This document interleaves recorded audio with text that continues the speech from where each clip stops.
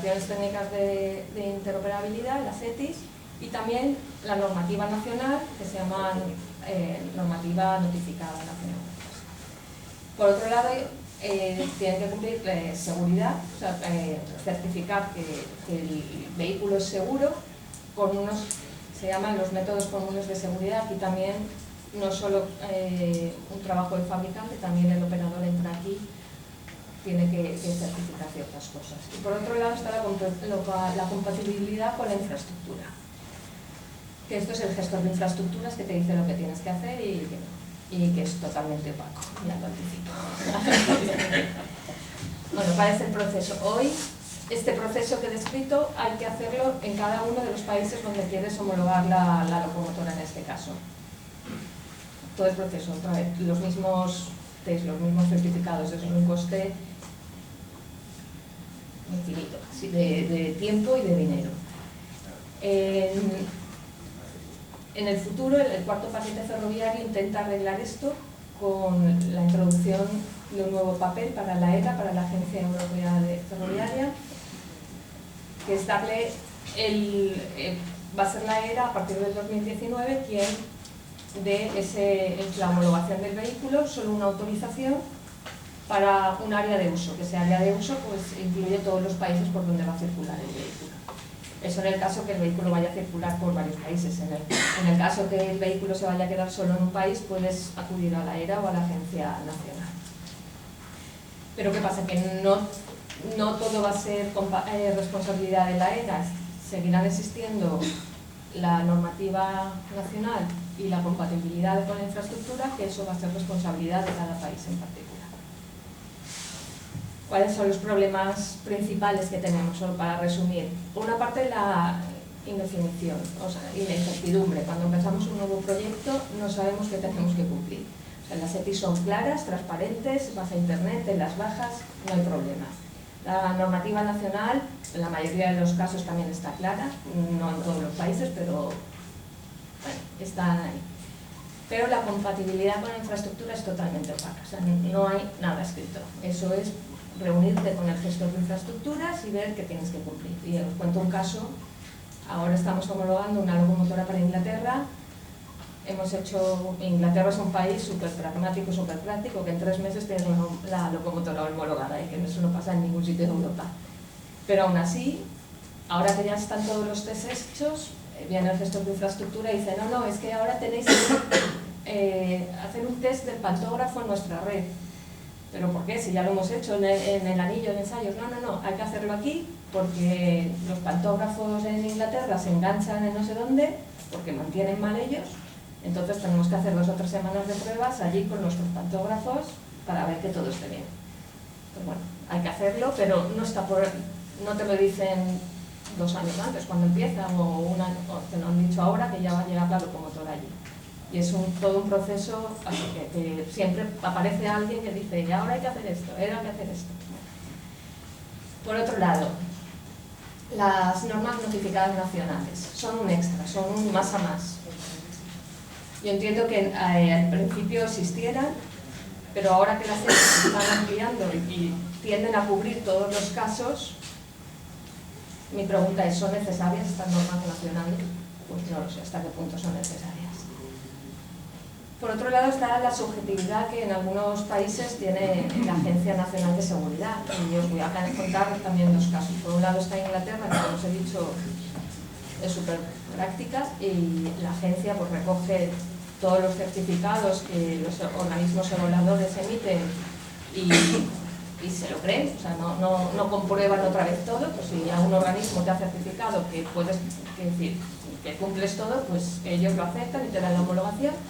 Y por el lado extremo está Italia.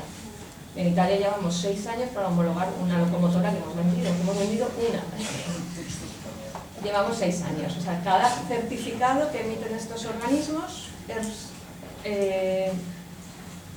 mirado con lupa por la Agencia Nacional, que te vuelven a pedir nuevas cosas que no puedes contestar tú como fabricante. Tienes que volver a contratar a un organismo evaluador para que vuelva a hacer un certificado, un informe, tal. Se lo vuelves a llevar, vuelven a sacar otra cosa y bueno, es una rueda que nunca acaba. Pero bueno, también tengo que decir que es el caso extremo. En Alemania, por ejemplo, en Alemania están en la parte media, o sea, hay 4 o 5 puntos que miran con lupa, el resto pues aceptan lo que los organismos evaluadores dicen. En España no puedo, luego nos lo explicamos, porque en España hace 8 años que no homologamos una locomotora, no tengo información reciente. Esto ha cambiado mucho en los últimos años. Por otro lado, el último problema es la repetición del proceso en cada país, que eso ya lo he explicado. Esto parcialmente se va a superar en el 2019, cuando empiece la ERA a emitir autorizaciones con área de uso, pero seguirá habiendo campos que son responsabilidad de cada país. Luego, solo para terminar, estamos ahora desarrollando una nueva locomotora. Como he dicho, la Euro 4000 ya no se puede vender más por temas de emisiones. Estamos haciendo una nueva locomotora y un prototipo es más para Francia, el corredor mediterráneo, que estamos ahora en proceso de fabricación, acabará pues febrero-marzo, y está previsto que vaya al anillo de ensayos que está en la República Checa, en Berlín, durante 6 meses. O sea, para que os hagáis una idea de la cantidad de test y de pruebas que hay que hacer. O sea, va a estar 6 meses circulando en el anillo de pruebas de Berlín, más luego pues ir a Francia, ir a España, hacer todos los procesos de prueba. Y eso es todo. Muchísimas gracias, don Mar, por haber sido capaz de decir tantas cosas tan interesantes en tan poco tiempo. Seguimos entonces con la mesa redonda y a continuación Juan Diego Pedrero, que actualmente es gerente de la Asociación de Empresas Ferroviarias Privadas desde el año 2013. No solo hay empresas ferroviarias privadas, sino que se atreven a asociarse, lo cual ya es un mérito añadido dadas las dificultades que plantea. Es licenciado en Ciencias Económicas por la Universidad Autónoma de Madrid y ha desarrollado su carrera profesional en el sector privado, siempre ligado al ferrocarril de mercancías, tanto en España como en el extranjero. Entonces, Juan Diego, cuando quieras. Sí, bueno, buenos días a todos. Muchas gracias a los organizadores por esta amable invitación. A mí ya me queda poco que decir. Voy a resumir mucho mi intervención, puesto que entre uno de nuestros asociados que ha hablado anteriormente, Antonio Sebastián, que nos ha dicho, pues, Antonio, que efectivamente esto es un tema de jabatos, dedicarse al negocio ferroviario hoy de mercancías, esperemos en el futuro de viajeros, y las dificultades que nos contaba Mar respecto a la homologación del material. Esto parece que efectivamente es un negocio un poco de personas o de sociedades esquizofrénicas. La realidad es que no estamos muy alejados de esa visión. Vosotros estáis estudiando, seguro los que estáis en la escuela, y la gente, profesores que están ya bueno, pues con muchos años de experiencia, están viendo un mundo que cambia, un mundo que innova, con una economía 4.0. Hoy ya no se habla de modos de transporte, casi se sigue hablando en el corto y en el medio plazo, pero se habla mucho más de servicios de movilidad, se habla de estas cuestiones del Internet de las cosas, más europeo, y de los servicios más americano o anglosajón. Bueno, todo esto, que significa un cambio de mentalidad, de procesos, de organización de las estructuras de las empresas en el futuro, seguro, muy importante. Todo esto en el ferrocarril, vamos a ver, hay que entenderlo que no va al mismo ritmo. O sea, el ferrocarril no evoluciona como evoluciona los servicios ferroviarios, como evoluciona efectivamente el resto de la economía. Bien es cierto que en viajeros se han logrado cosas muy importantes, a las que sobre todo lo que ha contribuido en este país es la ingeniería de infraestructuras, la tecnología, pero no así tanto la operación. Es decir, los problemas que tenemos ahora son de operación, con negocios que no son rentables. En el caso de los viajeros se puede entender, alta velocidad. En el caso de las mercancías es más difícil entendible, cuando deberíamos estar en un mercado ya liberalizado, donde estuviéramos compitiendo solo las empresas que podemos competir. Es decir, que tenemos servicios que ofrecer no gravosos ni costosos para la comunidad, para los contribuyentes de este país. Pero bueno, la realidad es que no es eso, y por eso la asociación funciona. Por eso, porque es necesario bueno, pues, que los asociados y que las empresas privadas puedan tener una forma, un argumentario respecto a, efectivamente, el sector público, que es muy dominante en el sector de las mercancías. Aquí os pongo simplemente las toneladas kilómetro brutas de la red ferroviaria de interés general, es decir, aquí no está considerado lo que comentaba antes Antonio, los tráficos de vía estrecha, de FEBE y de la de Cataluña o de Valencia, es decir, solo están considerados los de la red ferroviaria en ancho ibérico en mercancías, y veis la evolución desde que se abrió el mercado 2007 al 2015. En la parte de abajo tenéis las empresas ferroviarias privadas, empezaron muy tímidamente en el 2007, empezaron verdaderamente hasta el 2011 no se empezó el despegue, coincidiendo también con un impulso que se hizo en la asociación para efectivamente poner primero en valor sus servicios y luego reclamar ante las diferentes administraciones su papel para la competitividad del ferrocarril. Lo que en parte se ha podido conseguir, porque efectivamente veis que el crecimiento, pues de ese cero se ha pasado a 7.000 millones de toneladas kilómetros brutas. Bueno, es un índice que puede ser justificable o no. Hay otros índices más interesantes, como pueden ser los trenes kilómetros, etcétera, etcétera. Renfe en este tiempo ha pasado de 28,8, es decir, Renfe en el sector público en mercancías, a 16,7, es decir, una caída muy importante. Y el total general, bueno, en toneladas kilómetros brutas está sufriendo una mejora, es decir, que la cuota, y ahora sí que hablaríamos de la cuota intermodal, parece que no sigue cayendo y que se mantiene con respecto a la carretera. Pero en fin, estos temas se tienen que consolidar porque la realidad es que la situación no es muy halagüeña. Los trenes que se están haciendo actualmente, hemos hecho aquí una comparativa, los de enero a junio de 2015, estos son trenes kilómetros, es decir, los kilómetros que cada tren de Renfe o de las privadas hacen, y efectivamente, bueno, Renfe tenía un 74,4% a exactamente junio del año pasado, enero-junio, acumulado. El resto de empresas, como veis ahí, entre tres se reparten. Aquí está incluida también una empresa que no está dentro de nuestra asociación, porque es una empresa que pertenece en parte a Renfe, en parte a la Deutsche Bahn, que es Transfesa, pero en definitiva veis aquí que hay tres compañías que tienen en torno al 7% y el resto pues que están empezando a su actividad de forma cada vez más significativa. En enero-julio, efectivamente, se mantienen prácticamente las mismas toneladas, trenes kilómetros, perdón, pero lo que se produce es que cae 2 puntos la penetración de Renfe. Es decir, actualmente podemos decir que los privados están en torno al 30-32% de kilómetros tren recorridos y Renfe está en un 69%. Teniendo en cuenta que hace 3 años estaban en un 15%.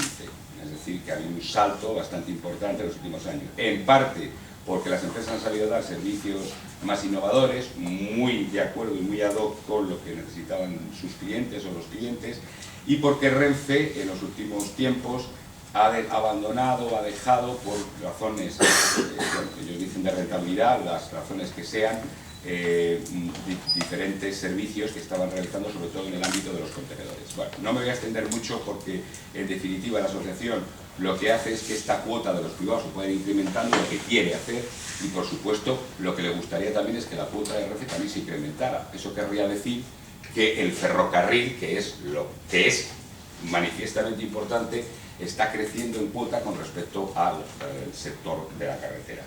Y digo creciendo con respecto a, lo cual no quiere decir contra. ¿Por qué? Porque, bueno, aparte de que dentro de la intermodalidad es imposible pensar en negocios o en sistemas o en procesos que no sean camión, carretera o barco, camión, ferrocarril, es decir, todos los medios combinados, no se puede hablar de modos, se tiene que hablar de modo intermodal. Pues igual entendemos que la carretera también tiene algunos frenos para el desarrollo del intermodal dentro del intermodal ferroviario, que voy a comentar muy rápidamente.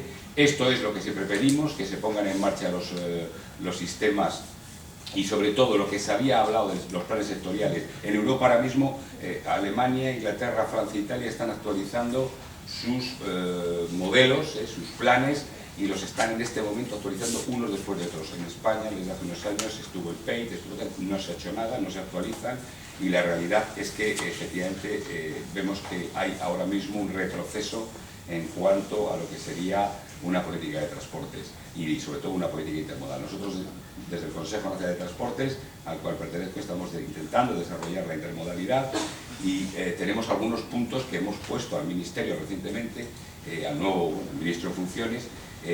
Tenemos que mejorar los acarreos de una forma importante. Es importantísimo instar al Ministerio a que promueva y que evite aquellos posicionamientos de los transportistas, a veces favoreciendo que se favorezca una libre competencia, porque vemos que hay ahí barreras. Tenemos que eliminar las restricciones a la circulación para la intermodalidad, eso es una cosa clara, si queremos realmente ser competitivos, como se hace en otros países de Europa. Tenemos que trabajar e incorporar normas de la UE en los semirremolques. Tenemos una problemática con las 44 toneladas en transporte intermodal y nosotros hemos propuesto y proponemos dos medidas. El control riguroso del cumplimiento de esa normativa, y que el que lleve 44 toneladas en un camión es porque sea un contenedor, una caja móvil que viene del negocio intermodal ferroviario, y que se pueda permitir el transporte en vehículos de 5 ejes. Eso es un tema que abriría enormemente el surco o las posibilidades de negocio intermodal, porque hoy está basado todo en cabezas de 3 ejes, hay poquísimas, prácticamente no hay. Por tanto, dentro de lo que sea razonable para la seguridad y la infraestructura, que no lo desaconseje, nosotros pedimos esa apertura. Luego tenemos otro problema, ustedes saben y lo pueden ir a ver a cualquier puerto. Ustedes están ahora mismo en el puerto, uno de los puertos más importantes, por no decir el número 1, que lo es en contenedores. En contenedores de verdad, como yo digo, los contenedores de tránsito, yo digo que son contenedores de menos verdad, esos son Algeciras, pero Valencia es el que trata los contenedores de import-export, realmente, junto con Barcelona. Entonces, la problemática de los 45 pies en transporte intermodal es muy importante, porque se están construyendo a un mayor ritmo y es la medida equivalente a los 33 pares del camión. Es verdad que esto es mucho más, está pensado para lo que es el tráfico continental intermodal que para el tráfico marítimo, donde efectivamente aquí hay muy buenos representantes. El contenedor todavía tiene todavía muchos años por delante, pero en fin, el 45 pies se va imponiendo y lo que necesitamos es que las plataformas contenedores de carretera sobrepase la actual normativa de pesos y medidas. Estamos trabajando en ello, pero que no llegamos a una conclusión para que efectivamente podamos transportar esas cajas con medidas como la revisión de la normativa aplicable sobre los anclajes, que se permita para el transporte intermodal el poder salir de la longitud actual, y proponemos desplazar el modo telescopio que tienen efectivamente los semirremolques para pasarlo de 40 a 45 pies. Bueno, estas son medidas que son muy concretas y que creemos que son muy importantes, aunque están más vinculadas a la carretera, son muy importantes para el desarrollo de la intermodalidad. También, evidentemente, queremos que se transponga efectivamente lo que se modificó ya en la directiva sobre dimensiones y pesos máximos autorizados, que en la actual legislación se podrá rebasar en 15 centímetros. Eso todavía no está transpuesto en nuestra legislación, y esperemos que antes de mayo del 2017, que es cuando se tiene que tener, lo tengamos ya dentro de nuestra legislación. Bueno, por último, hablar es un poco lo que decía Mar, de las implicaciones de los trámites administrativos de homologación y los técnicos, por supuesto. Yo no quiero contar las experiencias de aquellos que han intentado por el corredor mediterráneo salir a Francia con sus locomotoras o con locomotoras del mercado, que han intentado cambiar, que han intentado adaptar, tritensión, en fin, de todo tipo de cuestiones tecnológicas y de cuestiones muchas veces no gratuitas, pero muchas veces sobrereguladas, y al final fue imposible, después de gastarse mucho dinero y mucho tiempo. Los únicos que pueden salir actualmente es un tipo de locomotora que desde luego no es la apta para mercancías, y así pasa que efectivamente hoy no hay servicios ferroviarios de verdad saliendo por el túnel de Lepertus, y como ustedes saben muy bien está actualmente en quiebra.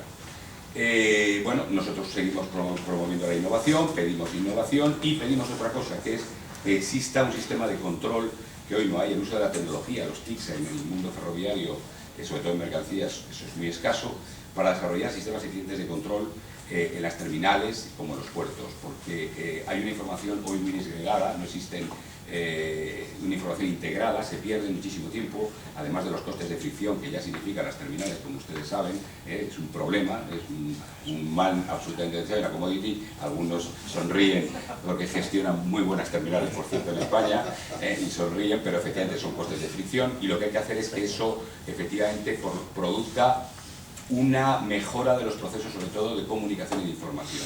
Que cuando un tren llega con sus contenedores, después exista no la idea de hay la última villa, sacamos los camiones, pero no sabemos si los contenedores están en los camiones, están llegados, están en la terminal, dónde está la responsabilidad. Bueno, hay sistemas y cada vez más que se están desarrollando para poder gestionar estas cuestiones, y por eso creemos que es un tema fundamental. Bueno, nosotros pedimos al Ministerio clarísimamente y a Industria que todos los actores de la cadena logística, desde el proveedor hasta el cliente receptor, tengan un mismo canal de información y que sea mediante Internet, lo cual parece que es, en el siglo XXI, es estar hablando de algo rarísimo. En el Ministerio es así, y yo se lo quiero decir, porque desafortunada o afortunadamente paso muchos días a la semana y no es fácil, efectivamente, hablar de estas cosas. Y evidentemente esto es un problema con el que nos encontramos todos los días. Lo que esperamos, por supuesto, es que la cuota ferroviaria se incremente, la cuota ferroviaria intramodal y, por supuesto, la intermodal, que es la que más nos interesa, que es que el ferrocarril no esté en el ostracismo en el que está actualmente. Y nada más. Muchas gracias. Muy bien, muchísimas gracias, Luis. Si algún punto fuerte tiene el ferrocarril, que tiene varios, pero indudablemente el aspecto de la seguridad ferroviaria es algo que hace que el ferrocarril, dentro de lo que es el transporte terrestre, se pueda considerar como un modo claramente seguro. Este es un punto al que en absoluto se puede renunciar, y precisamente por esto se crean una serie de organismos, en este caso la Agencia Estatal de Seguridad Ferroviaria, a la que pertenece como jefe de área de cargamentos y mercancías peligrosas Luis de Prado, que es nuestro próximo ponente. Luis de Prado es ingeniero de caminos, canales y puertos en la especialidad de transportes por la Universidad Politécnica de Madrid, y tiene, digamos, una vida profesional muy interesante y muy variada, puesto que empezó su carrera profesional en FCC Construcción. En 2004 se incorporó al Centro de Estudio y Experimentación de Obras Públicas, y desde 2006 ejerce su labor profesional en el Ministerio de Fomento en el área de ferrocarriles. Creo que ya se te han lanzado retos por los anteriores ponentes, así es que, Luis, cuando quieras puedes. Bueno, pues muchas gracias al profesor Colover por la presentación, muchas gracias también a la cátedra por invitar a la Agencia Estatal de Seguridad Ferroviaria a participar en esta jornada. Nosotros somos un órgano de la administración todavía joven, tenemos apenas año y medio, y no, creemos que no tenemos todavía mucha presencia en jornadas como esta, con lo cual pues estamos muy contentos de que nos hayáis invitado y de poder estar aquí. Además, pues a un tema con el que vamos a tratar hoy, de la intermodalidad, que se incorpore la seguridad, nos parece que denota pues una gran sensibilidad y a nosotros nos alegra. Y bueno, pues dicho ya esto, paso a la presentación. Yo voy a hablar exclusivamente a pesar de que tratamos de intermodalidad, voy a hablar de un único modo de transporte, que es el ferrocarril, pero bien es verdad que en todos los estudios que se hacen sobre cómo mejorar la intermodalidad, pues se habla de que hay que mejorar el ferrocarril. Entonces, entiendo cubierto sobradamente si hablamos exclusivamente del ferrocarril. Además, pues que es de lo que podemos hablar en la Agencia Estatal de Seguridad Ferroviaria. Cuando nos invitaron, los organizadores nos dijisteis que expresáramos nuestras ideas sobre cómo podía mejorar la intermodalidad. Entonces yo en la primera diapositiva, y lo que he pretendido es, he sustituido lo de índice por ideas, y aquí pongo las ideas que quiero transmitir hoy. Lo primero. En primer lugar, ¿qué es la Agencia Estatal de Seguridad Ferroviaria y qué es lo que aporta una jornada como esta? Luego quiero hablar de los cambios normativos que se han producido pues, ya desde hace muchos años, más de 20 años, y los cambios que se siguen produciendo actualmente. Y por último, pues ya quiero hablar de la interoperabilidad y la seguridad, que básicamente es a lo que nos dedicamos en la agencia. Vale, bueno, paso a hablar del primer punto, y es ¿qué es la Agencia Estatal de Seguridad Ferroviaria? Pues nosotros somos la Autoridad Nacional de Seguridad. Bueno, esto puede tener un nombre así como de mucha presencia, pero esto viene regulado en la Directiva de Interoperabilidad Ferroviaria. No, perdón, en la Directiva de Seguridad Ferroviaria. Ya en el año 2004 se dice en el artículo 16, creo que es, que los Estados miembros deben crear unas autoridades nacionales de seguridad que se encargan de velar por la seguridad del ferrocarril. A continuación, expone o relata una serie de funciones que asigna a estos órganos, y bueno, pues ya hemos hablado de ellos. O sea, se ha hablado ya en estas ponencias de autorización de entrada en servicio de vehículos, infraestructuras no, pero también nos dedicamos a la entrada en servicio de las nuevas infraestructuras. Hacemos la supervisión de las empresas ferroviarias, otorgamos certificados de seguridad a las empresas ferroviarias, autorizaciones de seguridad a los administradores de infraestructuras. Y esta agencia, nosotros iniciamos nuestra actividad el 1 de abril de 2015, como os he dicho, hace año y medio. Sin embargo, hemos sucedido a la Dirección General de Ferrocarriles. Esto quiero remarcarlo porque la agencia no surge de la nada. O sea, la Autoridad Nacional de Seguridad ya existía en España y estaba haciendo un trabajo, las funciones de la Autoridad Nacional de Seguridad, la Dirección General de Ferrocarriles. Con lo cual, simplemente ha sido un cambio, una decisión política por la que se crea, bueno, algo que se prestaba antes dentro de la administración, pues ahora se presta mediante un órgano especializado. Esto nosotros lo entendemos pues como una apuesta de los gobiernos por reforzar la independencia de estos órganos. Y también quiero destacar que nosotros no somos el Ministerio de Fomento. O sea, aunque estamos integrados dentro de la organización del Ministerio de Fomento, un aspecto básico que viene en la Directiva de Seguridad Ferroviaria es que estos órganos tienen que ser independientes de todo administrador, toda empresa ferroviaria, y dice que podrán estar en el ministerio que tenga las competencias de transporte, como es nuestro caso. O sea, que somos casi un caso residual. Pero deciros que la Unión Europea no termina de ver con buenos ojos ha visto con muy buenos ojos que se creará la Agencia de Seguridad Ferroviaria, pero no termina de ver con buenos ojos que sigamos estando en el Ministerio de Fomento. Vale, ¿y qué aporta? Obviamente.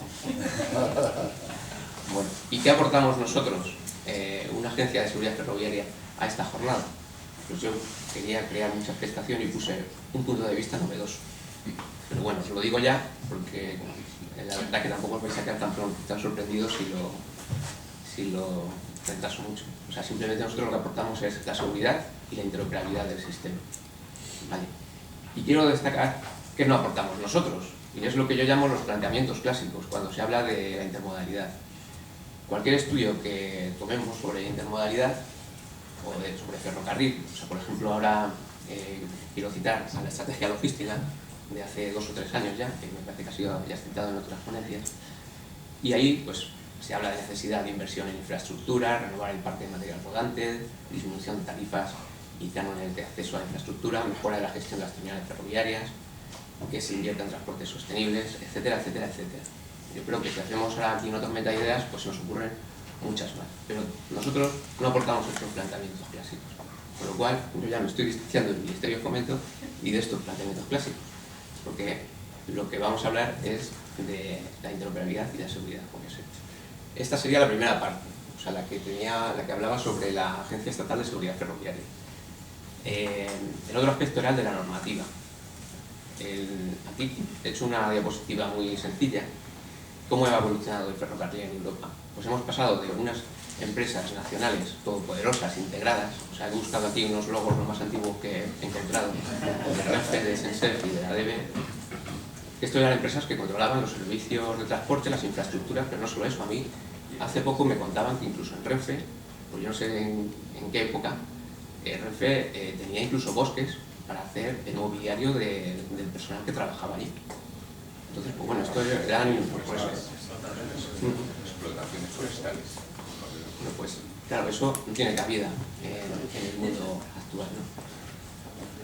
Bueno, estas empresas nacionales han sufrido unas modificaciones, principalmente, bueno, principalmente no, porque la Unión Europea ha decidido reformar el sector ferroviario y nos ha dado lugar a una nueva situación, ¿vale?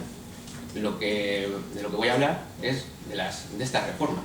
O sea, estas reformas no surgen de la noche a la mañana, bueno, vienen por oleadas, ¿no? Que es lo que llamamos los paquetes ferroviarios. En la actualidad hemos tenido ya 3 oleadas, que son los 3 primeros paquetes ferroviarios. El primero, pues, el que sienta las bases administrativas. Todos ya conocemos la separación de infraestructuras, de gestión de infraestructuras y de servicios de transporte. Eso se contemplaría, pues, en el primer paquete, ¿no? Y el resto de los actores que aparecen. Hay un segundo paquete, que es el de seguridad e interoperabilidad, que es en el que nosotros, pues, estamos más involucrados. Y luego hay otro tercer paquete que llaman el paquete social, pues, que ya habla de reglamento de viajeros, de directivas de maquinistas. Todo esto, que ha ido aquí aflorando poco a poco en las ponencias anteriores, pues nos viene de aquí, de la Unión Europea y de estos paquetes ferroviarios. Bueno, aquí nos cita también el reglamento de la ERA. La ERA, que nosotros a lo mejor utilizamos el término más de la cuenta, es la Agencia Ferroviaria Europea. Es un órgano especializado dentro de la Unión Europea para llevar a cabo la política de ferrocarriles dentro de la Unión Europea. Y nosotros es como nuestra madre, vamos, tenemos muchísima relación con la ERA y es donde se generan, donde se gestan en grupos de trabajo, pues, todas las especificaciones de interoperabilidad y parte de la normativa ferroviaria, ¿vale? Y como esto no para, y ya lo ha apuntado también algún otro compañero, pues ahora estamos en pleno proceso de cuarto paquete ferroviario. ¿Qué es lo que persigue el cuarto paquete ferroviario? Pues precisamente corregir algunas de las deficiencias que tiene el sector. O sea, los vehículos, pues ya se ha comprobado que hay muchas trabas. Las infraestructuras también, o sea, el mercado ferroviario no termina de despegar. Entonces, la Unión Europea lo que ha hecho ha sido reforzar a los órganos de la Unión Europea, pues en este caso va a reforzar a la Agencia Ferroviaria Europea, y muchas de las cosas que hacemos ahora nosotros en las agencias nacionales que se hacen a nivel estatal, pues van a pasar a la Agencia Europea. Con lo cual, pues las autorizaciones de nuevos vehículos y las autorizaciones de infraestructura, la revisión de los sistemas de gestión de la seguridad de las empresas, de los administradores, todo eso va a ir ahora a la Agencia Europea. Nosotros, pues, vamos a ser un auxiliar de la Agencia Ferroviaria Europea, una ventanilla única, se habla de ventanilla única, ¿no? Y bueno, pues esto va a ser una realidad a partir de 2019, al menos son los planes que tiene la Unión Europea. Esta diapositiva la paso rapidísimo porque, bueno, lo único que quería reflejar era, pues, la situación actual después de todo este proceso, ¿no? No está reflejado todo, porque simplemente está reflejado los principales actores ferroviarios, ¿no? Que sería el primer paquete ferroviario, ¿no? Que, bueno, ya yo creo que es más que conocido, pues, la separación entre infraestructura, servicios de transporte y la cantidad de agentes, pues, que se han creado, y que todo esto, pues, era antes las empresas integradas que llamamos. Bueno, llegaba ahora el momento de presentar los puntos novedosos que aportaba la agencia, que eran, como ya os había anunciado, la seguridad y la interoperabilidad. Quiero hablar en primer lugar de la interoperabilidad, aunque tampoco demasiado, porque seguro que voy ya justo de tiempo. Y además, pues ya Mar ha hablado antes que de mí, ha estado explicando lo que es la interoperabilidad. Ha hablado además de las especificaciones técnicas de interoperabilidad. Ha citado una de ellas, que es la de locomotoras, LOCIPAS, como nosotros la conocemos. Y las especificaciones técnicas de interoperabilidad sirven para definir las características de los subsistemas en los que se divide el sistema ferroviario. Los hay estructurales, como por ejemplo de vehículos o de infraestructura, pero también los hay funcionales. Y entonces ahora yo quiero destacar uno de los subsistemas funcionales, que es el de las aplicaciones telemáticas para el transporte de mercancías.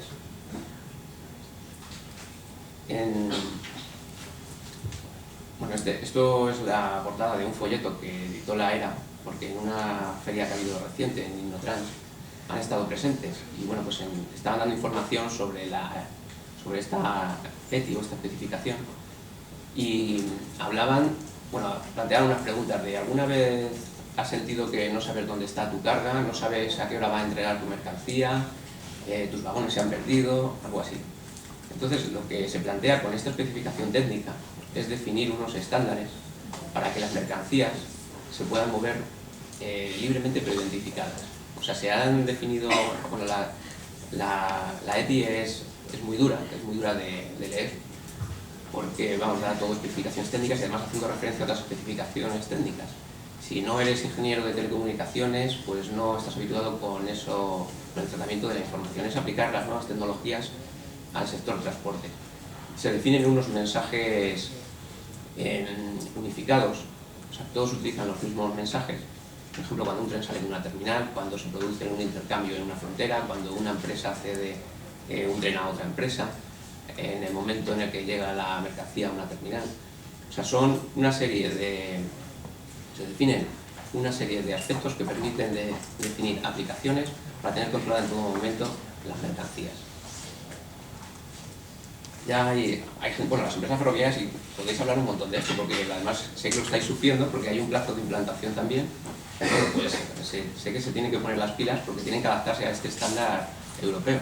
Ya existen algunos programas o algunas aplicaciones que están desarrollando algunas empresas, y bueno, pues tienen esta pinta. Aquí no lo veo demasiado bien, pero bueno, esto pues quieren ser trenes que llegan a su destino, o un operador a través de internet pues es capaz de seguir dónde están sus mercancías, y tienen incluso una capa que te conecta también con unos módulos de estos de información geográfica. Vale, por último, pues tengo que hablar de la seguridad. Lo que quiero destacar, bueno, la seguridad, según la Directiva de Seguridad, la responsabilidad de la seguridad es de las empresas ferroviarias y de los administradores de infraestructura. Ellos gestionan su seguridad a través de los que llamamos los SGS, los sistemas de gestión de la seguridad, que simplemente no es un montón de papel. O sea, es una herramienta que permite que todos los riesgos que son generados por la actividad o por la operación de una empresa ferroviaria o de un administrador están controlados. Nosotros, una de las tareas en la que empleamos mucho esfuerzo es ahora mismo en la supervisión de estos sistemas de gestión de la seguridad con las empresas ferroviarias, que el presidente pueden saber. Y quiero destacar un aspecto nuevo de la nueva Directiva de Seguridad Ferroviaria, que ya está publicada, aunque todavía no está traspuesta, y es que la responsabilidad no solo la enfoca a las empresas ferroviarias o a los administradores de infraestructura, que son los principales agentes, sino a todos los que intervienen en la cadena de transporte. Nosotros pues notamos que en muchas terminales ferroviarias necesita mejorar todavía pues aquellos acuerdos contractuales que tienen las terminales ferroviarias con las empresas ferroviarias y que permiten pues asegurar la carga, realizar las operaciones del tren, todos los servicios que se prestan, y que queden contemplados además en los sistemas de gestión de la seguridad. Todas estas empresas pues están también obligadas por la Directiva de Interoperabilidad a ser responsables de la parte de seguridad que les toca dentro del sistema. Y por último, pues ya una reflexión personal. O sea, ¿todo esto es una barrera al desarrollo del transporte ferroviario? Pues bueno, esto hay maneras de verlo. Desde luego que en el espíritu de la Unión Europea pues está precisamente lo contrario, el abrir los mercados y que todos los trenes puedan circular por cualquier red. Yo lo que quiero pensar es que, sobre todo el tema de la seguridad, es una demanda de la sociedad. O sea, nuestra sociedad no está preparada para tener accidentes. O sea, no es capaz de asumir accidentes. Todos hemos visto las consecuencias de los accidentes ferroviarios y crean una gran alarma social. Entonces, lo que yo creo es que esto de la seguridad pues hay que creérselo y aplicarlo. Esto, muchas gracias. Muy bien, muchísimas creo que la mesa, todos creo que la mesa verdaderamente ha dado cumplimiento muy claro al título de marco regulatorio y estandarización de equipos, y además ha sugerido muchísimas cosas. Quiero agradecer a todos los ponentes, digamos, el haber sintetizado ideas muy densas y muy interesantes, y comenzamos ahora el turno de preguntas y de comentarios.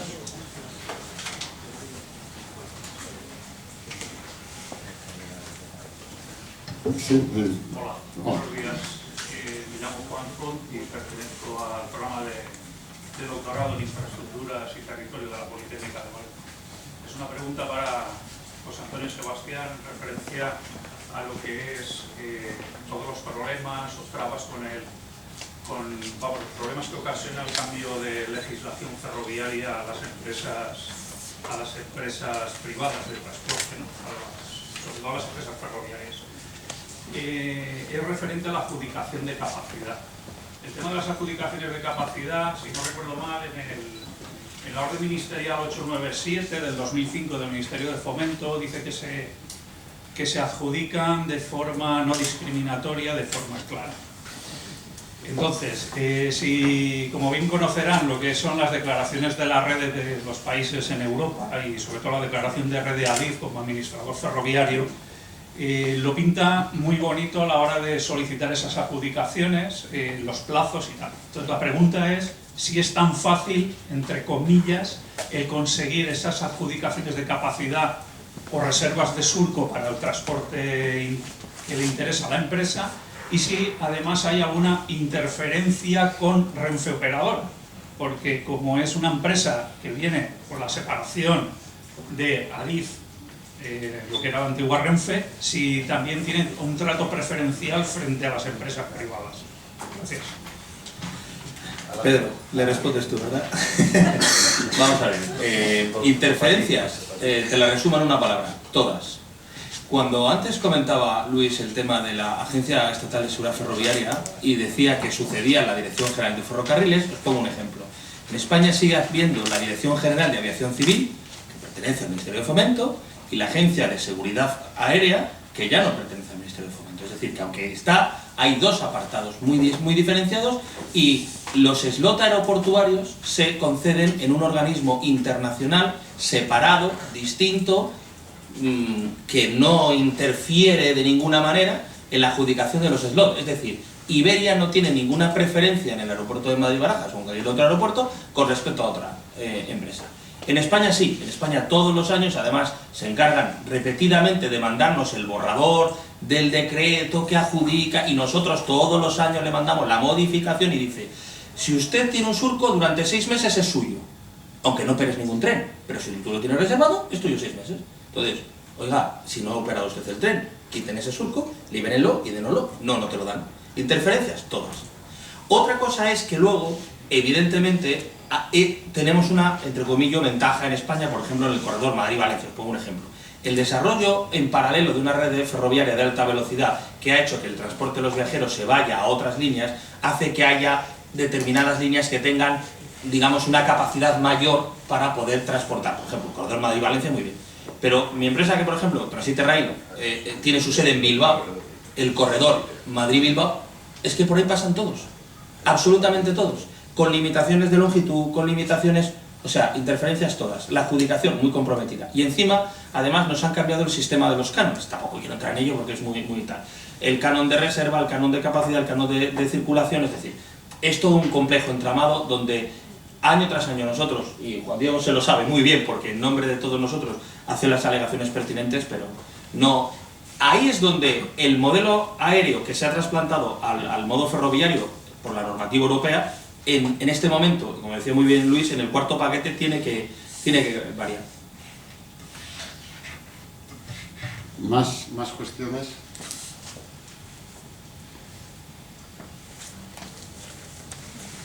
Si me permites un momento, Sí. simplemente una matización, que como hace la similitud, Antonio, sobre el sector ferroviario y el aéreo, la Dirección General de Ferrocarriles no existe como tal, pero sí que existe un órgano que es, o sea, la Dirección General de Ferrocarriles, por un lado, las funciones de la agencia son la Autoridad Nacional de Seguridad, esas se fueron a la agencia, pero hay un órgano, lo único que llamamos la entidad de Dirección General, sino que es una subdirección dentro del Ministerio que sigue teniendo las funciones que tenía antiguamente en la Dirección General de Ferrocarriles, o sea, planificación. Es evidente. Pero la mayoría del personal y de los medios y la planificación de la construcción, la Dirección General ha pasado a mí. Quiere decirte que queda una minimísima parte del Ministerio. Sí, perdona, con respecto a lo que dices, yo sí tenía una cuestión y se ha abordado aquí, que es el tema de la seguridad, fundamental en todos los ámbitos de la movilidad, y estamos todos de acuerdo que la seguridad efectivamente es algo, yo no sé si es una cuestión de, como decías, un poco sociológica, de que la gente no está preparada para los accidentes, la gente no está preparada para morirse, efectivamente, pero no creo que lo haya estado preparada nunca. Yo creo que la cuestión es que efectivamente sí es una barrera. Es decir, una cosa es que sea necesario, una cosa es que sea la seguridad sea algo importante, muy importante, pero sin sobreregulación. Y mucha seguridad, como ustedes saben, que es un leitmotiv no aquí, de todas las empresas, de todas las organizaciones ferroviarias de Europa, pues acaba efectivamente matando la propia seguridad. Al final no acabamos de ver, pues eso, que los árboles y no nos dejan ver el bosque. Una cuestión fundamental, hablamos de seguridad y hablamos, pero aquí hay algo que nos llama la atención, y es la independencia. Es decir, lo primero que tiene que tener una autoridad, y lo comentaba Luis, de hecho, es independencia. Igual que el regulador estaba en el Ministerio de Fomento y afortunadamente salió del Ministerio de Fomento, planta octava, porque claro, es que es increíble que un regulador y un árbitro estén en la planta octava del Ministerio de Fomento cuando tiene que estar regulando sobre cómo es el espacio ferroviario y el mercado en ese momento. Eso se acabó, pasó a la Comisión Nacional de Mercados y Competencia, como una autoridad, por un lado de competencia, por supuesto, y por otro lado con la cuestión regulatoria, a través de la Dirección General de Transportes y Sector Postal. En el caso, por ejemplo, de la seguridad, es decir, las comisiones de investigación de accidentes, etcétera, etcétera, la Agencia Estatal Ferroviaria Europea, la ERA, ha hecho un informe durísimo contra las autoridades de este país, durísimo, respecto a, efectivamente, cómo se ha tratado un dossier como el gravísimo accidente de Angrois. Porque lo que no puede ser, efectivamente, es que juez, parte, todo el mundo esté involucrado, siendo el gestor de infraestructuras, que gestiona la infraestructura DIF, está presente analizando las causas de, efectivamente, un accidente muy grave. Bueno, parece que, efectivamente, hay mucho camino que recorrer en esta cuestión, puesto que lo que nos vienen a decir las autoridades europeas es que no tenemos autoridades hoy todavía independientes o suficientemente independientes, que me imagino que es un anhelo que tiene la dirección, eso no me cabe ninguna duda, pero la realidad es que hoy no es así. Existen multitud de canales donde se están interconectando el gestor de infraestructura, inclusive el propio operador público, red operadora, etcétera, y eso no es nada bueno para el sistema ferroviario, nada más que